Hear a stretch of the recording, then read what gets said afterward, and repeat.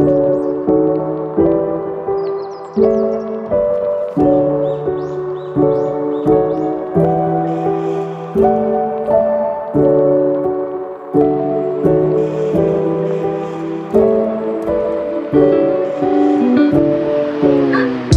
suatu hari, Pak Fikri sebagai dosen bahasa Arab sedang menerangkan tentang bab warna.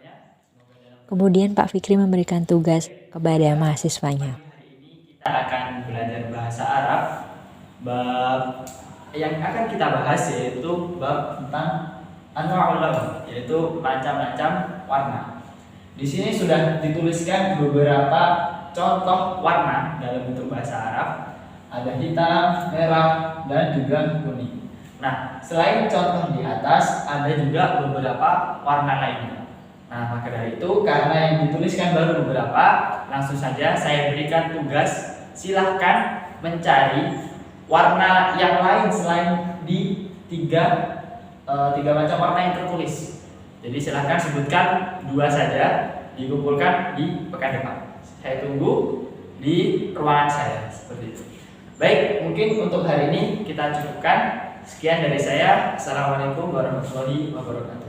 Setelah selesai pembelajaran, Putri dan Zahra pergi keluar kelas dan berniat untuk mengerjakan tugas bersama. Tadi kan ada tugas sekalian aja yuk. Oke, boleh yuk.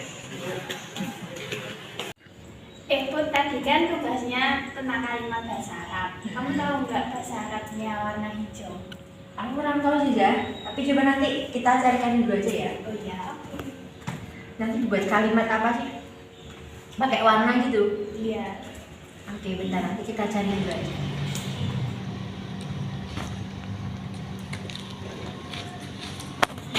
Put, udah waktunya salat zuhur nih. Ayo salat dulu yuk. Nah, aku enggak sih. Nanti aja. Ini kita selesai dulu, baru nanti kalau udah selesai sholat. Kan deadline-nya juga masih seminggu pun. Nanti habis sholat dilanjutin lagi. Ya, tapi ini kan masih awal, Zah. Sholatnya masih sampai nanti loh, masih sampai asar, masih lama. Nanti aja lah aku. Ya udah, kita sholat dulu aja. Zah, Iya, Gus. kemarin kan ada tugas bahasa Arab. Oh, ini aku lagi ngerjain sama si Putri. Mau ikut sekalian nggak? Ya udah sekalian ya. Yuk. Assalamualaikum, Bud. Waalaikumsalam, Zah. Udah selesai, Zah? Udah. Ini ada Husni mau ikut ngerjain tugas.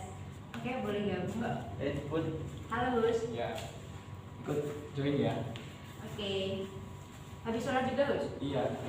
Tadi kan Zara sholat. Ya. Kamu nggak ikut? Nah, aku nanti aja sih, Gus. Nanti kalau aku udah kelar ini, baru nanti aku sholat. Oh, padahal sholat itu penting banget. Padahal kan Nabi menyebutkan kalau sholat itu tiang agama. Kemudian sholat itu adalah perkara yang pertama kali dihisab ketika dari kiamat. Jadi ya walaupun kita nugas, kalau memang sudah waktunya sholat saja. Dan soalnya itu kan nanggung, Gus, kalau aku tinggal-tinggal gitu. Ya, tapi kalau namanya suatu hal yang wajib didulukan, karena ketika tugas itu bisa ditunda untuk melaksanakan sholat, kewajiban harus kita tunaikan dulu. Gitu, Bu. Oh, yaudah. Aku sholat dulu aja ya? Oke, siap. Nih, pakai buku.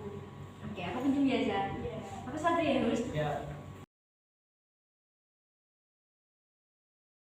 Sholat merupakan salah satu sarana yang paling utama dalam hubungan antara manusia dengan Allah Subhanahu wa Ta'ala. Sholat juga merupakan sarana komunikasi bagi jiwa manusia dengan Allah Subhanahu wa Ta'ala. Sholat juga mempunyai kedudukan yang sangat penting dan mendasar dalam Islam, yang tidak bisa disejajarkan dengan ibadah-ibadah yang lain.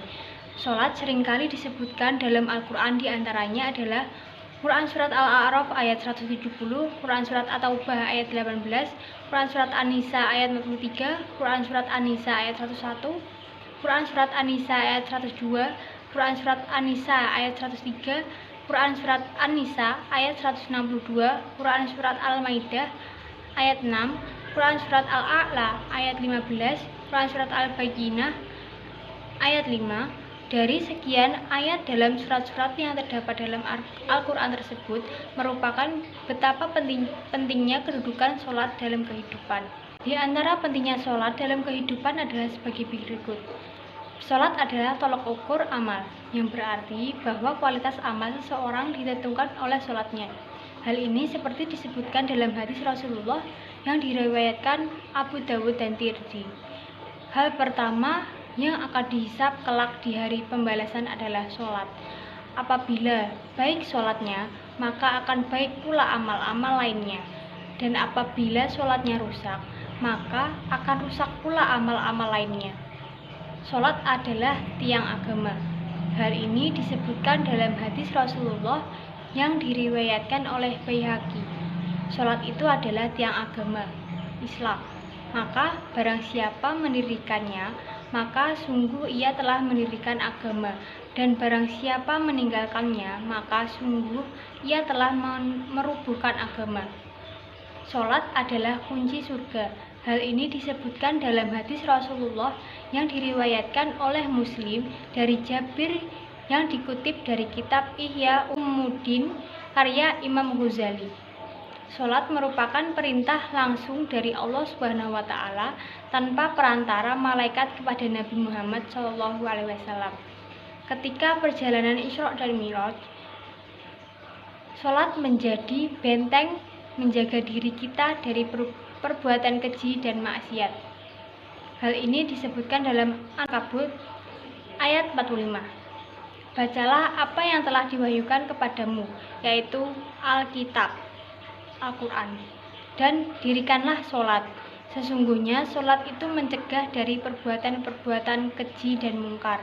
Dan sesungguhnya mengingat Allah, sholat adalah lebih besar keutamaannya dari ibadah-ibadah yang lain. Dan Allah mengetahui apa yang kamu kerjakan. Sholat sebagai pengingat kita kepada Allah Subhanahu wa Ta'ala, seperti yang dituliskan dalam surat At-Toha ayat 14. Sesungguhnya aku ini adalah Allah, tidak ada Tuhan yang hak selain aku, maka sembahlah aku dan dirikanlah sholat untuk mengingatku. Bahkan Rasulullah dalam sebuah hadisnya menegaskan bahwa sholat menjadi pembeda atau pembatas yang tegas antara seorang muslim dengan yang orang-orang kafir. Perjanjian antara kami dengan mereka, orang kafir, adalah mengenai sholat. Barang siapa meninggalkannya, maka dia telah kafir. Hadis riwayat Ahmad, Abu Daud, At-Tirmidzi, An-Nasai, dan Ibnu Majah. Senada dengan hadis tersebut, Umar bin Khattab juga menyatakan tidak ada Islam bagi seseorang yang tidak menegakkan sholat. Dari ulasan di atas, sudah seharusnya sebagai seorang muslim, kita harus menaruh perhatian yang sangat besar dalam menjalankan sholat dengan sebaik-baiknya, penuh tanggung jawab dan bukan sekedar rutinitas atau penggugur kewajiban. Dengan demikian, kita akan menjadi orang-orang yang akan mewarisi surga firdausnya Allah dan insya Allah kekal di dalamnya.